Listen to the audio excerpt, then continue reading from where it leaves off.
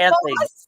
Always dancing to our opening number. We're always dancing. We're dancing through our lives, Tym Moss. Isn't that the truth? Absolutely. That's the best way to be. Best way to be. This is it. Dancing as fast as we can. How are you today? I'm good. Welcome to If These Walls Could Talk with your hosts, Wendy Stuart and Tym Moss. Yay! Thank you, everybody, for being with us today. It is a gorgeous, finally, spring day in New York City. Yes, it's like 70 degrees and sun shining, and there's hope. Beautiful. You know, Tim, I'm all ready for spring. I have to share this with you. On Saturday night, I went to what they call a bonnet bash at the National Arts Club. I loved that. Oh my God, it really put my whole head into springtime, right? I had an incredible bonnet. And so did everybody else, by the way, that was there. The one thing I learned, a lot of people knew how to make those bonnets so that they didn't end up with a head injury. Unfortunately, I had 5 pounds on my head that I was attempting to dance with. And I swear to you, the next day I had like one of those, lines of demarcation. It took like 8 hours to get rid of it. So it was such a fun thing to see all these people that were really into it, right? The bonnets. And Daryl Thorne, who does incredible headpieces. He's known on Broadway. He's known all over. He produces this event every year. So a lot of his headpieces were all around the room. Mm-hmm. And then we had artist areas where people had painted things that were just so bright, so uplifting. Yes, ladies and gentlemen, it is spring. Well, and then because you were worried that you had a mark on your head, because then we went to see Randy Edelman the next night, and you were fearing that there would be a mark on your forehead, but it was gone by the time you got there. You look fabulous. Oh my God, thank you so much. And Randy Edelman is an amazing composer. He was at Chelsea Market Table, or Chelsea Table. Chelsea Table and Stage, I think is what it's called. Thank you so much, Tim, for clarifying that. But Randy, I love his music, because I'm sure, didn't he just take you away, like his musical scores? Yeah. Make you think of who you were, what you were doing at that time, what the movie was, who you were. I love it. Yeah, because he wrote songs for like Barry Manilow and the Carpenters, and then film scores for like everything from My Cousin Vinny to I can't think of all of them off the top of my head, but it was amazing. There were so many. MacGyver, and of course we were with great friends that came to visit. So you know what, you can tell after 2 years of more or less like not being able to live our lives the way we want to. We're out. Everybody in this town is coming out. It's packed everywhere. The night after that, I sang at a fundraiser. Yes. Cheer New York, which is gay cheerleaders. They're fabulous, Tim. And they're in all the parades, all the pride parades and everything. Yeah. And I love that. I just love them. But they did a fundraiser, and the beneficiary was the Princess Janae House, or Princess Janae Place, which is for young trans youth. And so they asked me if I would sing a song, and I had a ball. It was just wonderful and packed. So everybody is just so happy to be back out and being around other people, and it's just very joyful. It's a very joyful, very festive. Exactly. Right now. Exactly. So. Well, you know what? You mentioned the word joyful. Yes. Let me just tell you about our guest today. She is known for what was my favorite sitcom growing up. I love this show. It was called Family Affair. I'm sure you all remember it. And I was such a big fan, right? And then she went on to be in movies, TV, voiceovers, public speaking, empowering people. She is just amazing. She is, to me, like the quintessential powerhouse performer. Let us welcome our guest, who is known as Cissy in Family Affair, Kathy Garver. Yay! Hello. How are you? Oh my gosh! Thank you so much for being here with us today. My pleasure. And Tim, I met about 4 or 5 years ago in New York, and we just instantly connected. He's so much fun and has so much life. And now meeting you, Wendy, is just a delight. Oh my gosh. And it's so great that we can all be here together. And Tim, when he had mentioned you a few weeks back, I'm like, oh my God, Cissy from Family Affair. The all-knowing Cissy. Cissy was like, you know, you were such a role model for so many people, because that show to me was probably one of the first that shows families are not the typical nuclear family, right? It was not the typical nuclear family. And the role that you played, the voice of confidence, taking care of Buffy and Jody, so many of us as kids growing up really identified with that. So thank you for that. Well, you're welcome. And I hear a lot about latchkey kids, and I have some friends, and they didn't have that warmth of family. And as you say, I mean, this was one of the first programs and sitcoms and that didn't have that nuclear family with the mom and the dad. We had our bachelor uncle, and he brought us in after some humming and hawing, along, of course, with Mr. French, who was also and having a teenager and 2 6-year-olds was quite something to adjust to in anybody's life. But The Bachelor made a nice transition. But you also played it so well. Because she wasn't just a teenager; she had lost her parents. She was responsible for her 2 younger siblings now, but also had to be a teenager at the same time. Yeah, it was more like a dramedy in many ways, and very touching because of the background that we all had, and it was based on the fact that we were orphans and then taken in, but the situations that's what made it comedic. And it wasn't like one-liner jokes or insults or things like that. It was just, you know, the comedy of an elephant being in a high-rise penthouse and different things that were happening. And I liked the role because actually I was one of the only characters that was allowed to grow and change much more than any of the other characters.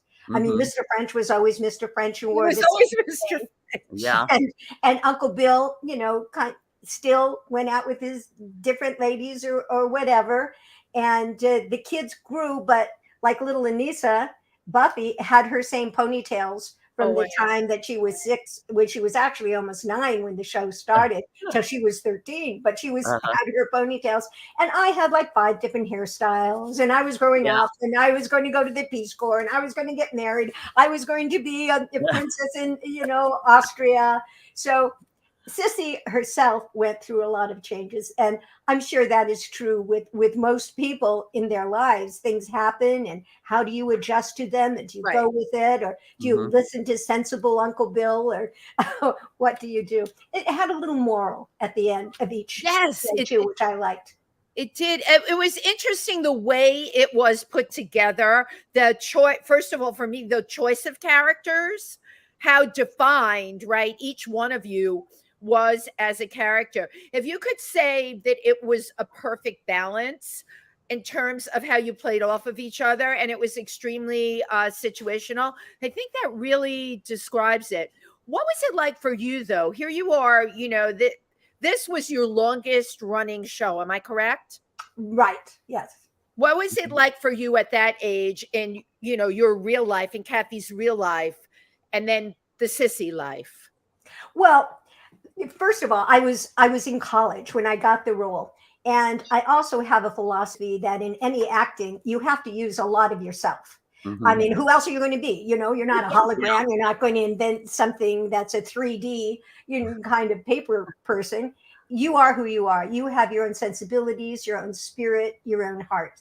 And I think that one brings that to every role, whether I played like in The Miracle Worker on stage, you know, I brought my own heart to that, whatever role is there. So there was a lot of me in Cissy.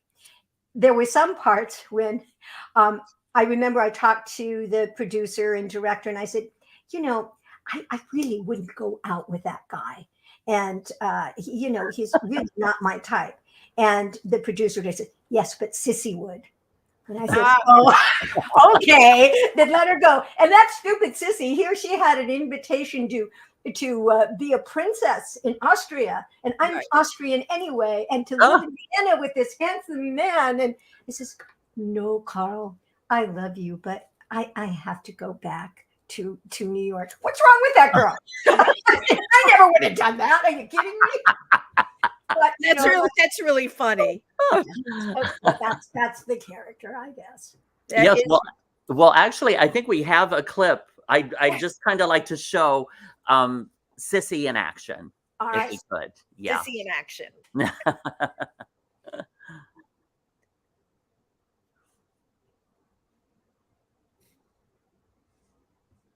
It was a dark period at that time. Yeah, that's right. Or a sonogram. And that period went on for a while. I just saw Van Gogh exhibit where so many of the pictures were all dark and brown. And that was, during the period. And then he got these Japanese blocks, red blocks. And all of a sudden there's color came to his work and Tissot and all of the impressions. All of this, we can edit this out in post. Yeah. So, okay. So it will actually flow very nicely. Right. The fact that it looks like a sonogram right now. Yeah, right. I'm sorry. It was just too good to pass on. It is.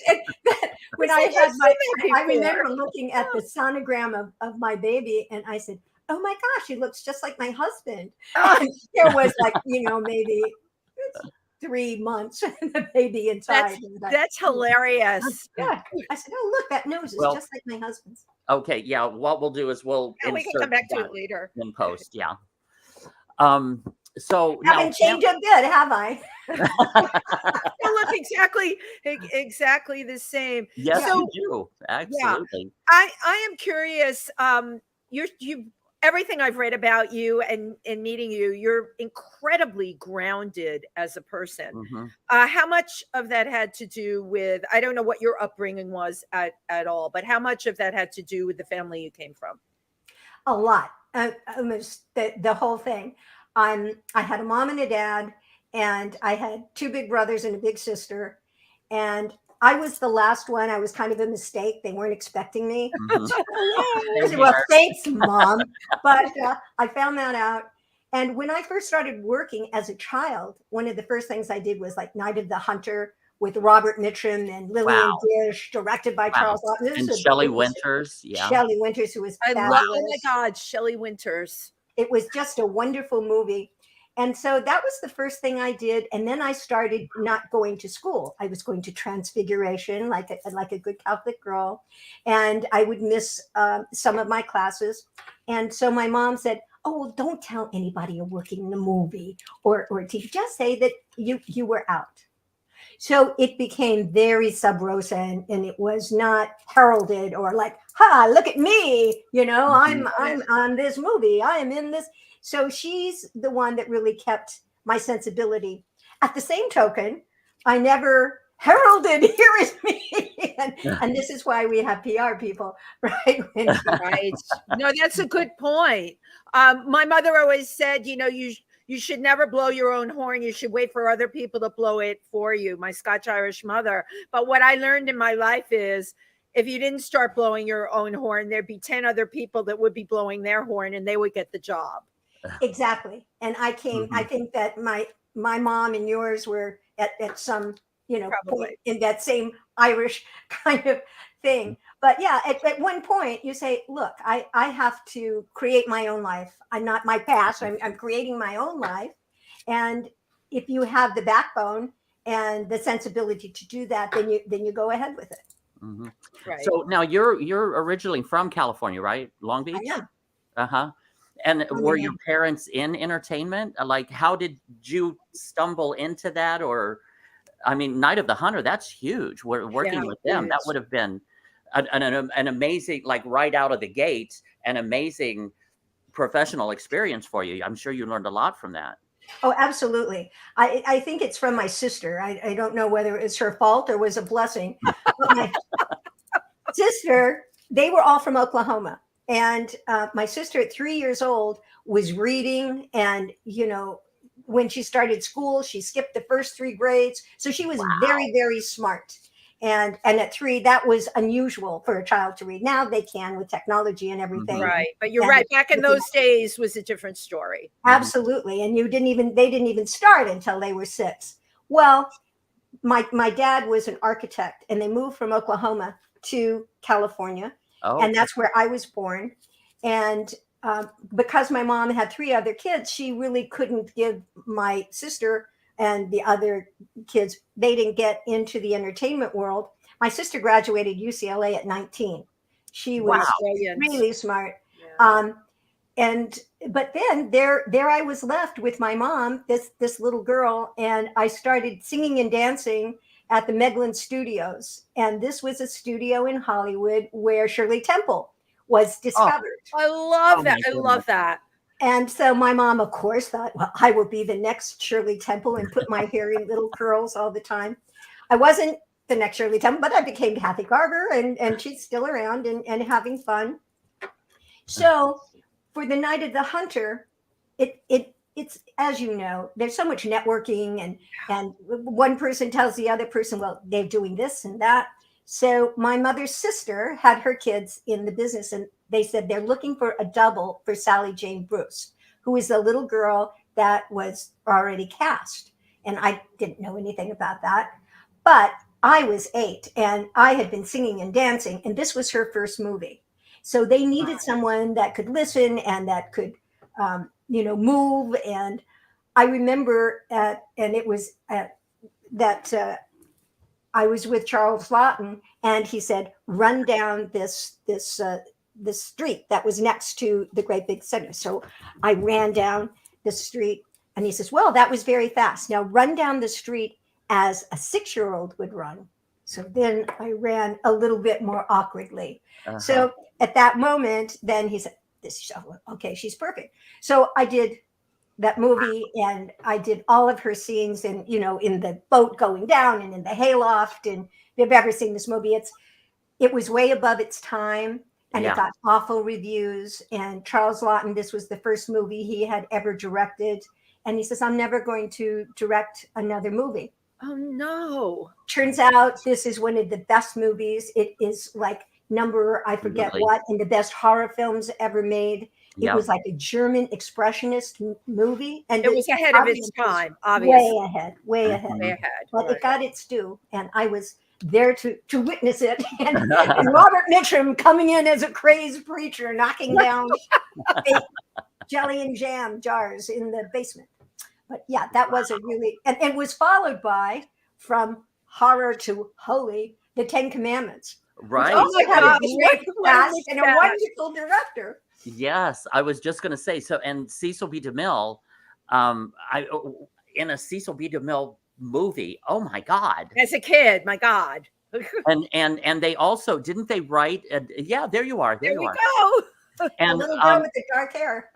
But didn't they write an additional scenes or they extended your character? Is that correct? Well, what happened, I was just hired to be an extra on the movie among hordes of extras. So I went through the process, and by that time, now I had an agent, Hazel McMillan. And so I went there, and I'm doing my scene, and I'm holding this little lamb. And during the exodus, all of a sudden I hear this big voice boom out, "Don't let that little girl's face get in the camera." I said, "Oh, what did I do?" I said, "Who is that? Is that God?" I know. That's right. The 10 Commandments. We're doing the 10 Commandments. And plus, there is this man on the top of this great big crane, way up, at Paramount. And so we followed his directions. And then and we did the scene, and I got off the wagon.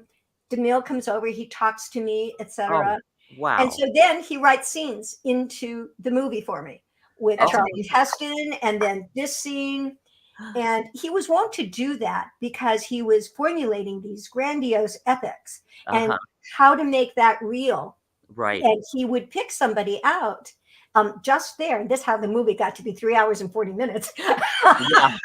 And he says, oh, let's make another scene, and let's make another scene over there. But anyway, it was that was a great experience. Fabulous. But when it was pointed out to me that you were that character, I remembered all your scenes. You know, that was that's such an interesting process that he has. Yes, it was my stage presence that you remembered too. Yes, absolutely. Obviously, Kathy, it was your stage presence that had DeMille write all this extra scene for you. You know, listening to you, right? There was this spark that you were born with. Obviously, you could sing, you could dance. And you were not going to be an extra in that film because you stood out. That face with her, I could see you with your lamb. Yeah. Yes, right. Kathy with her lamb. I love lambs. So do I. It was just, you had me at the baby lamb. I'm like, oh, that's so cute.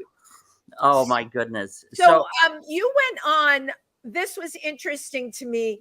I think it was after Family Affair. So you already had a career that was rocking and rolling. But after Family Affair, you went back to college to get a master's. That in particular, I have never heard of anyone doing that was already an established, and you were well established in all these different areas. What made you think that you wanted to do that? I just felt that I needed more education. And I was hired to go to Israel and do a musical of Family Affair, Hamishpaka Shekazot. And I learned Hebrew for this presentation, and we did it in Haifa and around. And while I was there, I said, well, I don't feel like going back to the States. And I feel that I hadn't had a classic education in theater. So I went to London and I signed up for the Royal Academy of Dramatic Art. Amazing. Wow. Which one can do if they're like a SAG member, and at that time, which was a couple of years ago. And so I got that education and came back. And coming off of the series, it's difficult to like dig in again. And what are you going to do? So I had that. And then I went all over the United States. That's when they were doing dinner theater. Now, that wasn't exactly Shakespeare, I had just done, but I did know sitcom and I knew comedy. And when I then landed back home in California, I said, well, I want to finish up, I finished up my degree in speech. You wouldn't know since I don't talk very much. In speech with a minor in psychology. And then I said, well, I'm going to get, I was at the crossroads. I said, should I be a lawyer, or should I, get my master's? I didn't know. I took the LSATs and I was accepted to Loyola and UCLA. And then I said, I don't know about these lawyers. I don't believe them all the time. Believe me, most lawyers are actors. So. They are. But they can, they're writers also, and they kind of construct their whole plan. So I decided, no, I'm going to stay in, get my master's in theater arts, which was fun.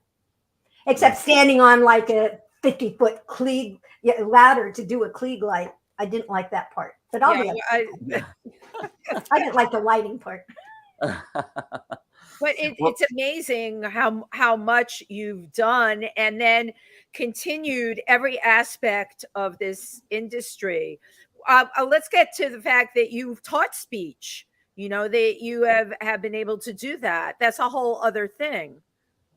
Well, in one of the books that I have written, I've written like 5 books now, but in my second book, Surviving Cissy, which is like my memoir, and the life of actors and singers or whatever, you have them and then you don't, and then you're working and then you're not. And it's a very uneven kind of career that one has. Absolutely. So when I was teaching, I taught voiceover for like 20 years, I would tell my students, even in voiceover, I said, you have to explore all the different aspects. It isn't just that you can narrate an audiobook. I taught audiobook. I've done like about 80 audiobooks. Amazing. And I said, it isn't just that, you are going to limit yourself to being a character and doing animated voices. And how much fun is that? or you're going to just be do industrials, or you're going to do commercials and look at commercials. They're either a spokesperson. It's very vast. It isn't just voiceover. So I said, well, if I'm on stage, that's great. Now I'm not doing the play anymore. Okay, well, I think I'll write a book. Oh, okay, that book is finished. Now what can I do? Oh, okay, well, maybe I'll do a voiceover type thing. So they were all aspects of entertainment that we all know, and to develop skills in each one of those places. Brilliant. Where we plug it in.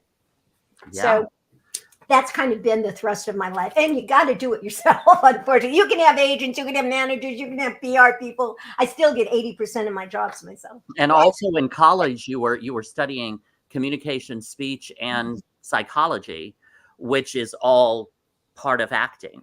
It's all part of what you were teaching as well. Right, exactly. So it's all connected. I think everything's connected. Like even anthropology, like I was reading about Wendy, and she was an anthropologist, and that was my first major in college. So if you understand who man is, or a Homo sapien, you're an actor, right? You're going to connect with people on an anthropological level. For me, it's why do I interview people? It's intense. I absolutely love every minute of interviewing people, and I can find like the smallest thread and I can just go with it. My God, how blessed, right? To be so fascinated by people. It is really incredible. I just want to go back to something you said though, because it's important that you get 80% of the jobs that you get by yourself. When you have, or when you wear so many hats, and Tim and I talk about this all the time, it is often hard in our industry. People need to pigeonhole people.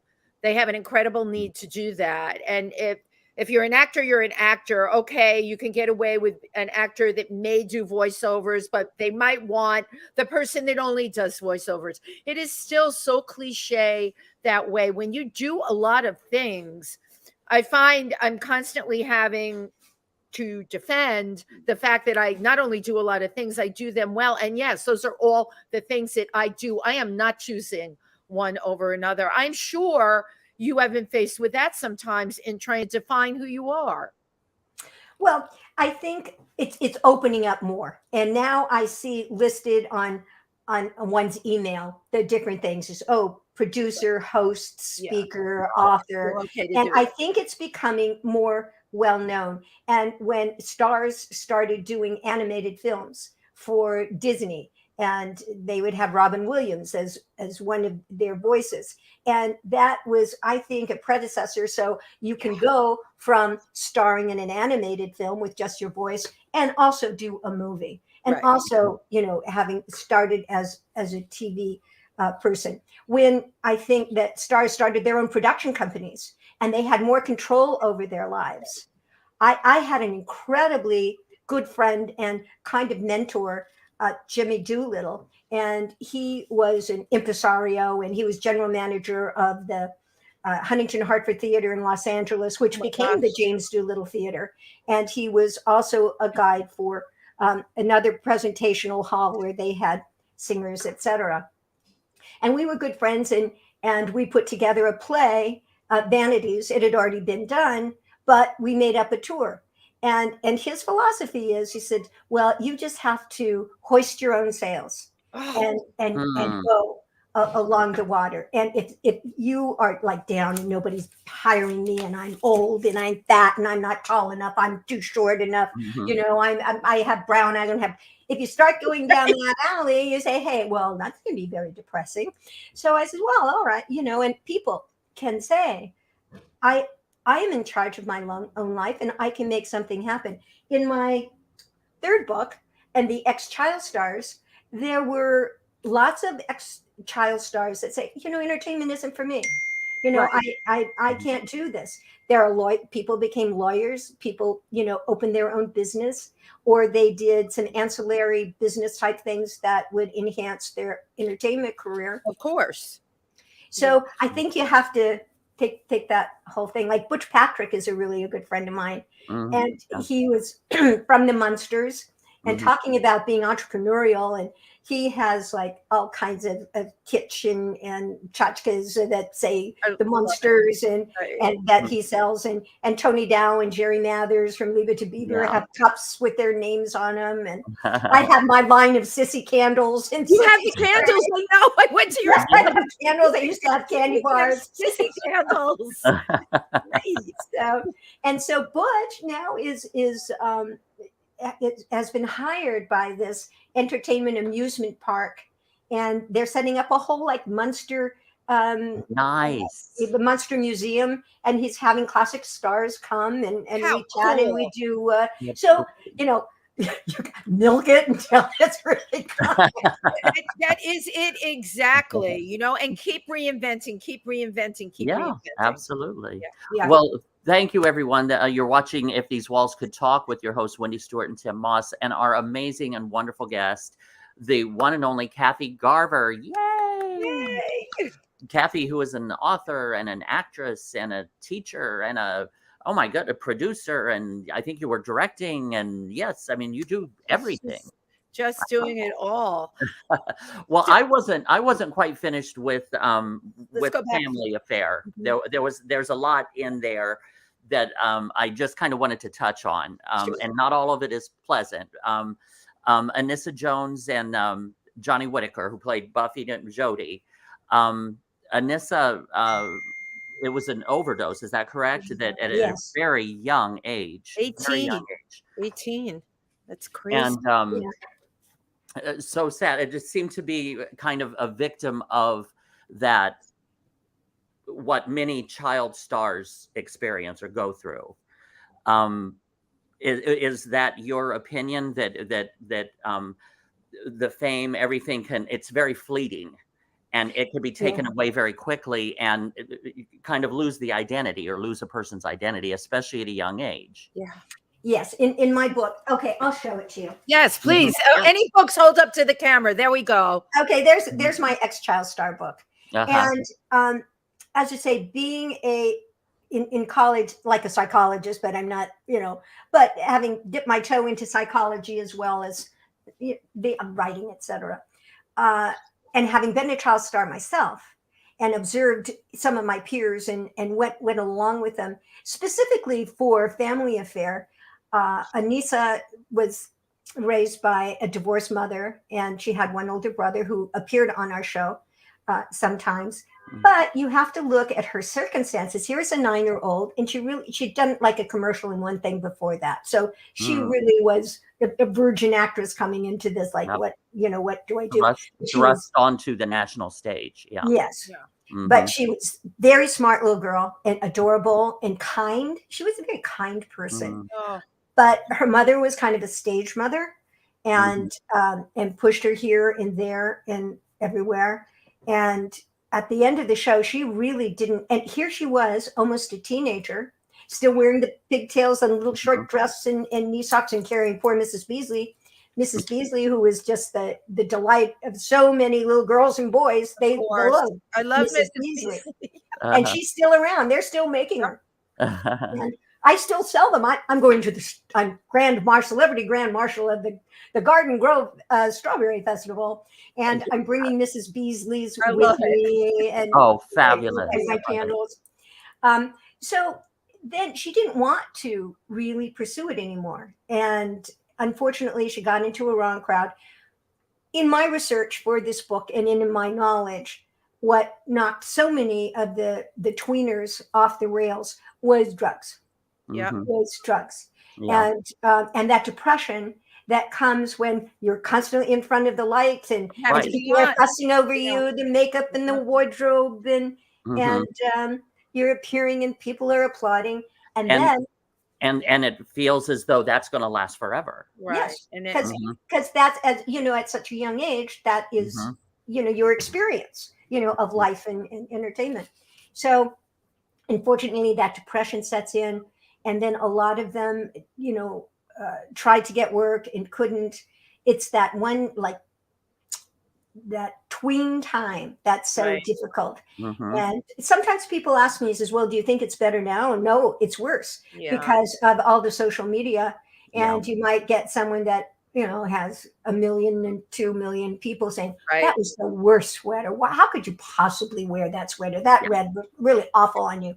Well, that hurts, the 14-year-olds, 15-year-olds feelings a They little can bit. hurt on a massive level now too. I mean, Yeah. and you look at kids like Lindsay Lohan, or we're talking about child stars. But again, I said to you early on, you must have had a very strong sense of family. Buffy had a stage mom. I also read that her brother died of a drug overdose. That's 2 kids in one family. When you don't have the strong footing, and it doesn't always have to be a mom and dad. I know people that have been raised by grandparents, right? But they've got that solid thing behind them. If you don't have that solid thing, and you said it, you're out there as a performer, a child performer, and then the rug is pulled out from under you because you become a teenager. And then what? Right. Now, on Family Affair, you also suffered, or you experienced loss in that. First, was it Sebastian Cabot? He was the first? Yes. Anissa was first. Anissa was. Anissa was first, and then Sebastian, and then Brian. And then Brian. And then Brian. And unfortunately, Johnny was on drugs and alcohol too.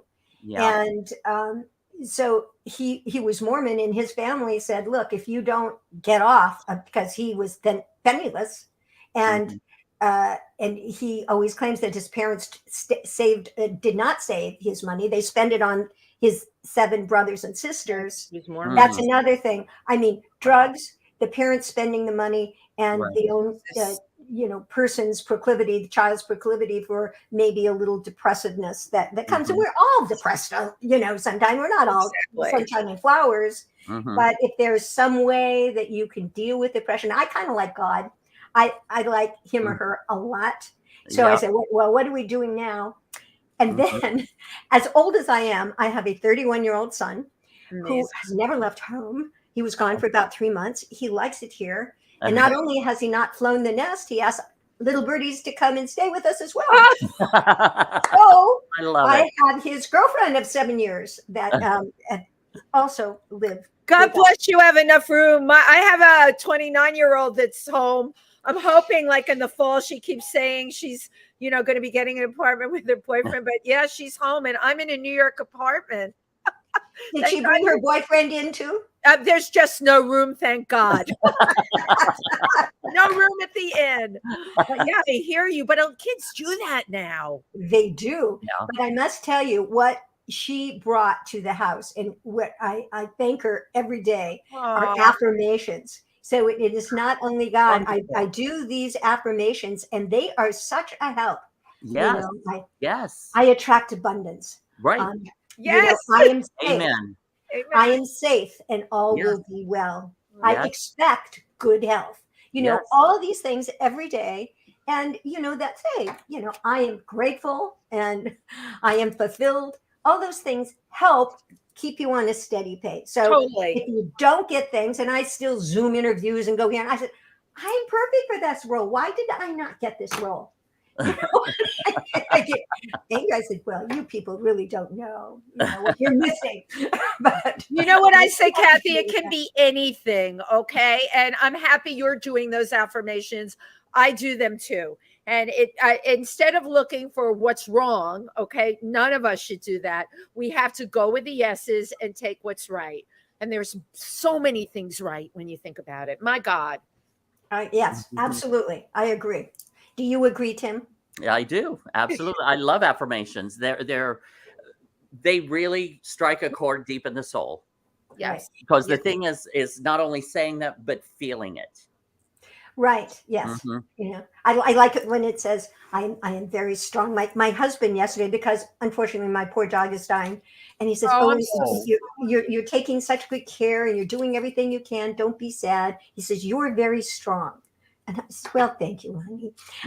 But I am strong. You have to develop and know that you're strong inside and can handle things. No matter what, there's a solution. The answer is always in front of you. There is a solution to something. And hopefully it's the right one. Right. And no matter what is happening, it's temporary. good Right. or Yeah. bad, usually. That's exactly right. Time Yeah. changes and feelings always change Mhm. every day. And it's important to remember that. I certainly think the pandemic for me was a big wake up call because I'm a Capricorn. I need stability all the time. And suddenly I went into inside out world. It ended March 12th. Mhm. Every single thing that I did, stone cold stopped. And I couldn't quite, as a planner and organizer, always having the ground beneath my feet, I was suddenly hanging off a cliff along with everybody else. Okay. But So you didn't drop off it like my husband did. And actually, Oh, I was very blessed, I must say. And we live in this kind of protected place anyway, in this Bell Canyon, and we got a gate there and all that stuff. But I flew to Houston and did a movie. I flew to Cleveland and did a pilot. I did a commercial, Mhm. 2 commercials here, 3 commercials here with, Shields so, and especially California, it's like, they're going to lock down everybody. That's Mhm. why I flew to different places and was able to keep up my career and write a new book. yes, Nice. So brilliant. just taking that time Mhm. to utilize, and I cleaned up this house that was Ah! just kind of a mess. Organize the closets, and that was a good thing, Wendy, to have your feet done when you're organized. You try and get Clean, when it's clean, around. That yes. really helps. Yes, Yeah.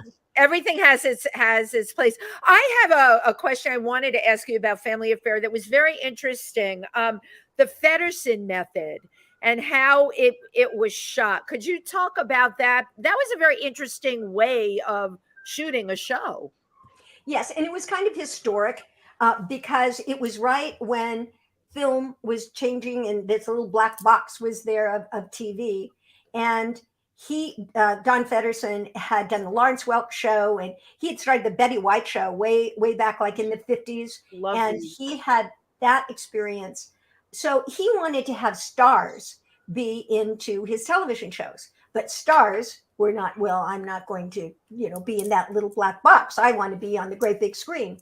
So he devised this method where he said, okay, Brian Keith or Glenn Ford, who was approached before Brian, or Fred McMurray of My Three Sons, which lasted like 12 seasons. And that was the first one. And he says, look, Fred, you can still do your movies. You only have to work on this television series for like a month and a half. That's it.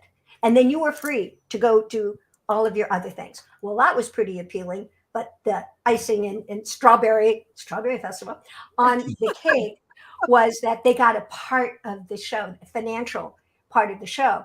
And that had never been done before. Oh, you hire an actor, the actor does this thing, maybe he'll get some residuals, but he doesn't own a piece of it. And that's why so many actors started their own production company. Right. But at that time, that was kind of unheard of. Unheard Only of. Lucille Ball had done anything like that. And Uh-huh. so they said, here, you get a part of the show. And that's the Feddersen method. And that worked well. Wow, that was Fred very, McMurray worked well for Brian Keith. yeah, And very Sebastian innovative. Cabot got a little piece of the show as well. Wow. Mhm. Not the kids. No, because you, like, from what you said, they could come and go, but you all were like, they had to shoot all your scenes no matter what. And you all were Right. there again and And- again. Yes. Yeah, And like- so, yeah. I'm sorry, Tim. Oh, I was just going to say that I know there were times when, like, Brian Keith would only be there on certain days, and you had to shoot your scenes with a stand-in.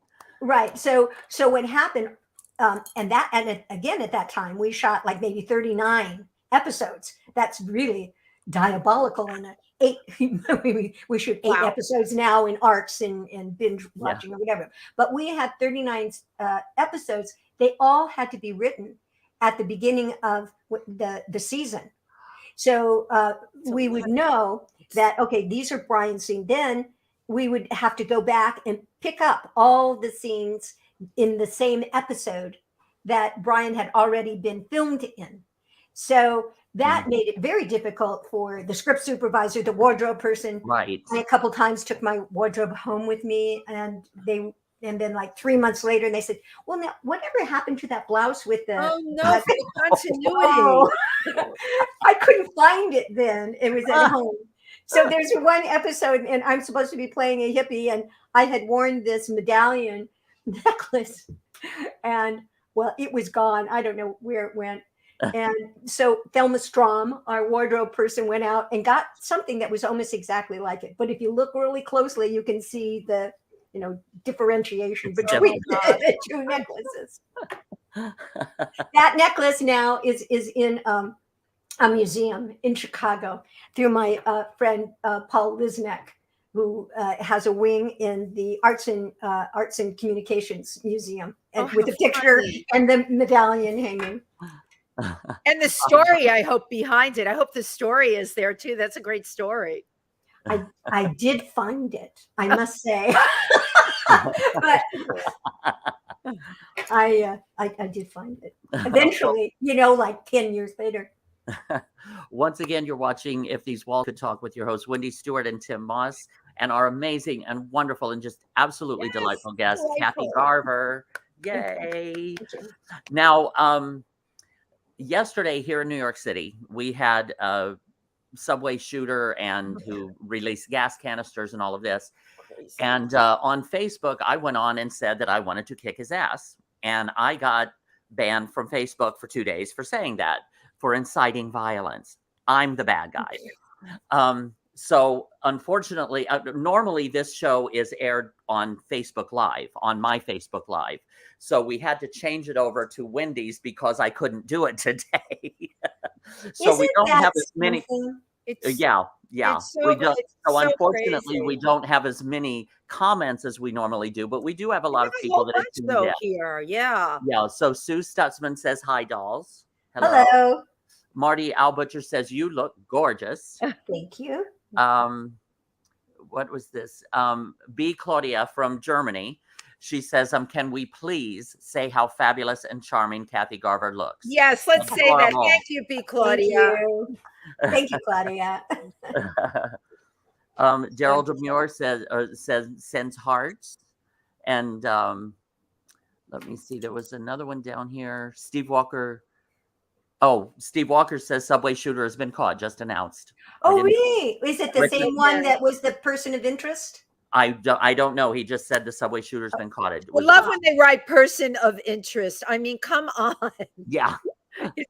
Well, I guess they found the van because he had left the key. The van, right? And so the person that had rented it was somebody. So then that was the person of interest, but they didn't know if the person that rented the van was the same person that shot. And that's what they were looking for. Daryl Demure, he wrote heartbreaking, must have referring to our other conversation. And Richard Skipper says, "I'm here." Richard. Hey, Richard. Oh, and B. Claudia just wrote, she says, "I bought the book." So oh my God. Oh, wow. Which one? Did you get the Family Affair scrapbook? That's the newest one, or Surviving Cissy? I think the one you held up. Oh, the ex-child stars. Yeah, ex-stars, yeah. And Steve Walker says yes. So I'm assuming he means that they did catch it was the person. It was the person of interest. Right, the person of interest. Just like you, Tim, were a person of interest on Facebook, which is how you got right. Well, you know something. You can't even say like, and this happened to a friend of mine. He says, "Well, I went to shoot yesterday." Well, she's going to shoot a commercial. Right. Yeah. And so, and I can't say, well, I was shooting this commercial, but she just says, "I'm going to shoot tomorrow." So she got flagged. Yes. Wow. Yes, because they think the only kind of shooting is bang bang and not shooting a film. Or well, whatever. actually, I appealed it, and I wrote them a very long. Good. Good. But now, Kathy, you and I first met here in New York City through Penny Landau. Do you remember Penny? Yes, PR. Yes. I am going to be spending some time with Penny next month because she's in Southern Florida, and I'm going to be down there doing for the entire month of May. I'm doing the musical Little House on the Ferry. It's a campy gay musical about Fire Island. It's so much fun. So I am going to get to see her for a couple days while I'm down there, which is wonderful. Please And give her my love and yes, tell her hi. She absolutely. And then, usually calls me every Easter. He says, "I'm watching Ten yeah, Commandments." Oh, how funny. Oh my God, it's coming up too. Yeah, yeah. it played last weekend, so it had Hmm. a lot of Wow. votes. Yes. Yeah. And then then we saw each other again in Palm Springs at Paul Bacito's, who is I can't think, what is the name of the film? Um, Um, I can't yeah, think of it either right now. It's Palm Springs Cinema, but his thing is, I can't remember it right yeah, now either. because I was doing my cabaret show on one side of town and you were doing your book signing on the other side of town, so we How couldn't get to funny. each other's.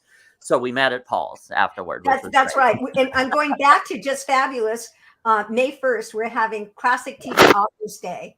So I'm going to, and I'm kind of setting it up with Steve Monkarsh, who is the owner of Just Fabulous. So we're having Paul Peterson from Donna Reed Show. Oh my God. He was so handsome. Oh yeah. So Yeah, in love with him. absolutely. And Darby Hinton from Davy Crockett. And and then we're also having Joyce Bulifant from Mary Tyler Moore Show.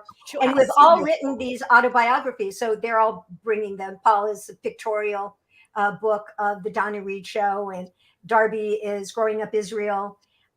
Joyce is My 4 Hollywood Husbands. So I'm doing all my books. Well, now, do you have, books. I was just going to say, yeah, that one we saw. Please show us all of your books. Okay, so this is my first one that I wrote. It's a family affair cookbook. I love to cook. I have a couple cooking shows on YouTube. And then came my autobiography, which was Surviving Cissy. I lived in here to tell about it. Then came my other cookbook, which is Holiday Recipes for a Family Affair. And I cook with my friend Scott Weaver. And so we have that show on YouTube. And this is my latest book. This just came out a couple months ago. Yay. And this is the Family Affair Scrapbook. I love that. Wow. It's so bright, and it has so many great pictures in it. And it's reminiscent of the 60s, but I hate to admit that it is the 55th anniversary of Family Affair this year. And so this was kind of to celebrate it. And this book, which came out in hardcover, came out now in paperback, which is a little cheaper, but the words are the same. It's right. Words are never cheap, Kathy. No, they're not. No, they're not, Wendy. I know you've done a lot of audiobooks. Have you ever done it? Did you do with any of your books? Oh yeah, I did Surviving Cissy as an audiobook and Ex-Child Stars as an audiobook. I just finished doing In the Presence of Greatness, which is about Patty Duke. And it was written by Robert Jankowski. And he had put together and assimilated all these interviews that he had done with Patty, which were great. Unfortunately, she passed away before the book came out. But I was honored to read the book and narrate the book as an audiobook. And I had known Patty ever since I played her friend on the Patty Duke Show. I played Monica, and we were and so we were friends. And so as I'm reading this book, it's like her spirit is like just there, and I try, and her voice, I didn't do anything really to analyze or figure out what kind of voice, but it was just there. And her voice just came out. And so that was a really wonderful project for me to do. And with the audiobook. Yeah, and almost a tribute. Yeah. Yes. Totally. Yeah, exactly. I just hosted a marathon for the Patty Duke Show on a new network called Classic TV Reruns. And so there was like interstitials, and I would talk a little bit about Patty and how the Patty Duke Show went down. And then in June, there's going to be a marathon and a celebration for now I can't remember the name of it. What's that? Petticoat Junction. So I love that. Bobby Joe, Betty, all those Joes. And Uncle Charlie. Was it Uncle Joe or Charlie? Uncle Joe or Uncle that's Charlie. Uncle Joe. He's moving kind of slow at the junction. Petticoat Junction. That's it. Stuff affects you. You remember all of it.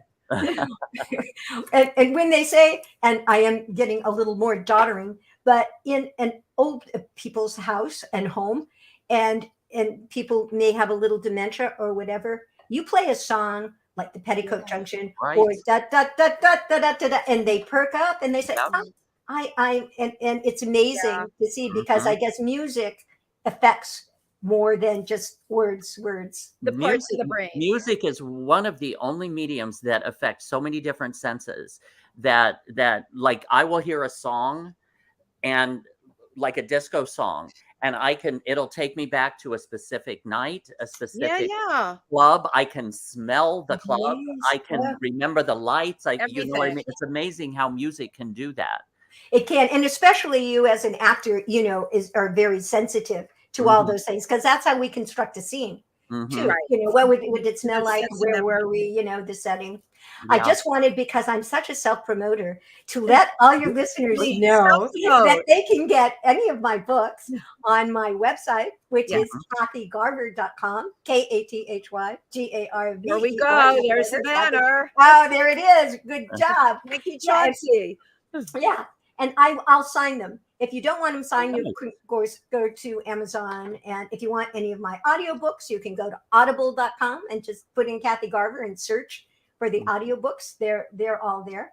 And like me on Facebook. They like me. That always reminds me of Sally Field when she gets the Oscar. They like me. They really like me. And we can get your candles on your website as well. Yes.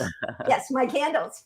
Yes. And room spray. And I do a lot of voiceovers. So one of my characters was Spider-Man and His Amazing Friends. I was looking around they brought out a little action figure for Firestar this year.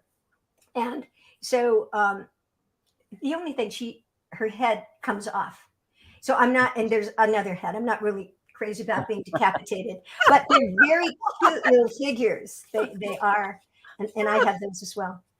Wonderful. So, I love that. I love how it enterprises. About the action figures being decapitated. Yeah, there's something like that's just not right about that. I know it. You know, it's something you can lose your head over, I guess. Now, Richard Skipper also said you are perfect reading his book on Patty Duke. Brilliant. Oh, thank you, Richard. Yeah, thank you.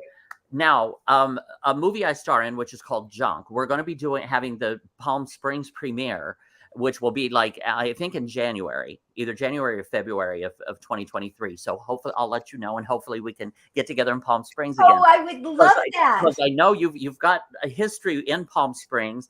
The Walk of Stars. Don't you have a star on the Walk of Stars? I have a star on the Walk of Stars, and that precipitated the show that I did that's on Roku, and you can watch it at any time, I found out, because it's streaming.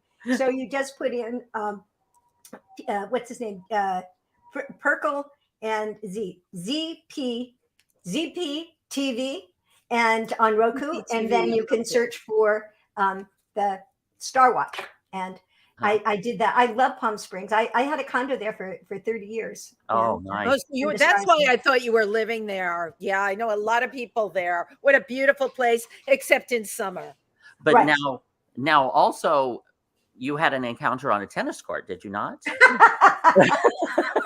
Well, yes. You know, I dated a lot. And then I started getting older and older. I said, well, excuse me, I would like to have a baby. I only, had dolls and carriages, from the time I was 3 till 12.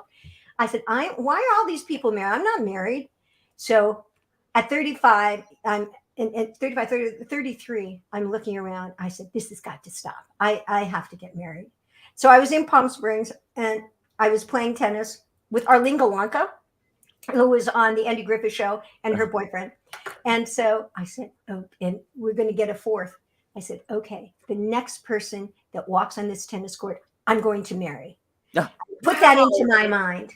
And so we start playing tennis, and the 6'3" kind of guy comes on. I'm 5'1". This 6'3" guy comes on, and so we start playing tennis, and I snapped it. Finally, a woman that can play tennis. I'm going to get married, and I'm going.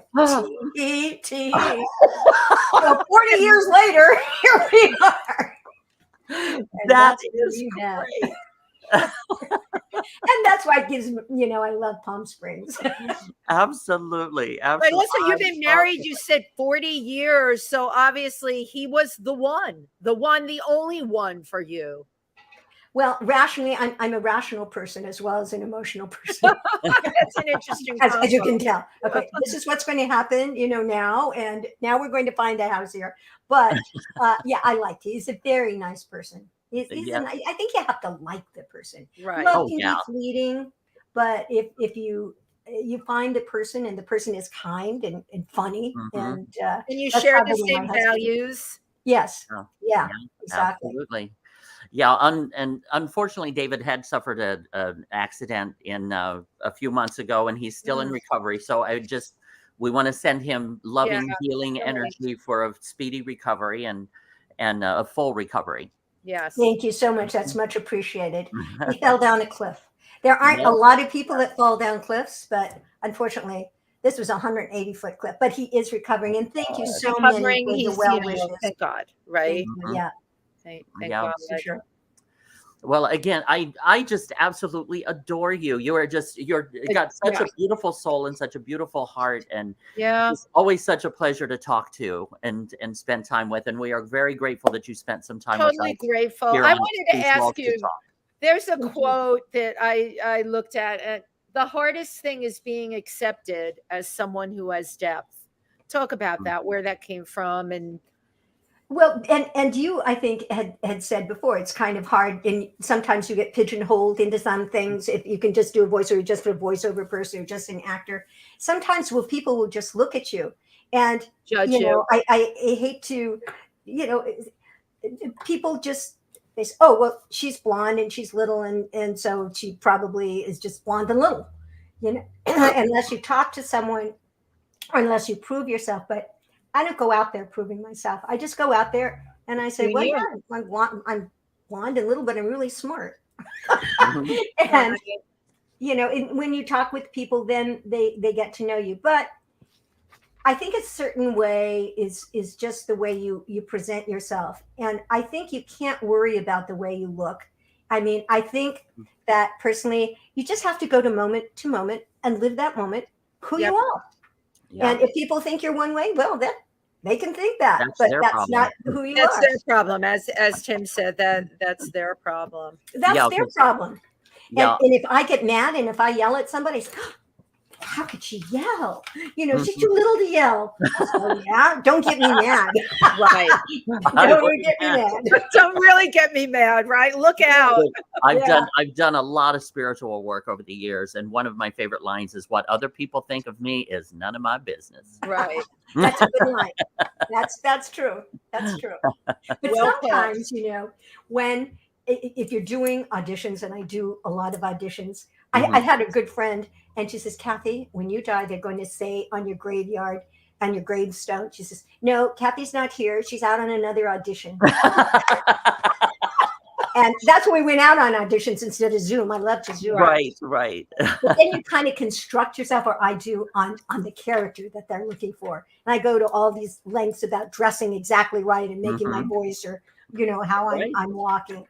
And so, and I was thinking the other day, well, that's nice to transport yourself to somebody else so you can play different people, and you don't have to be your real self all the time. You can have fun being a princess in Austria. There you go. It all goes back to being that princess in Austria. Yeah. Full circle. I love that. Well, Kathy Garver, thank you so very much. This was just a true delight. We really appreciate your taking the time and spending with us. My pleasure. It was so much fun. I'll see you in Palm Springs in January. Oh, yay! All right. And I hope to see you again too, Wendy. Thank you. Yes, you will. I'm going to Palm Springs, not in January, but I have a lot going on. So yes, if you're there, I'm going to be there. I don't know when yet, but it's an incredible place. And bless you that you had 30 years living there. My God. Yeah, I would go back and forth. And May 1st, I'll be there for Classic TV Authors Day at Just Fabulous. That's great. You're there that weekend. That would be ideal. And again, for everything Kathy Garver, it's Kathy with a K. Go to kathygarver.com. Thank you, Tim. Everything Kathy. All right. Thank you. Thank you, everybody.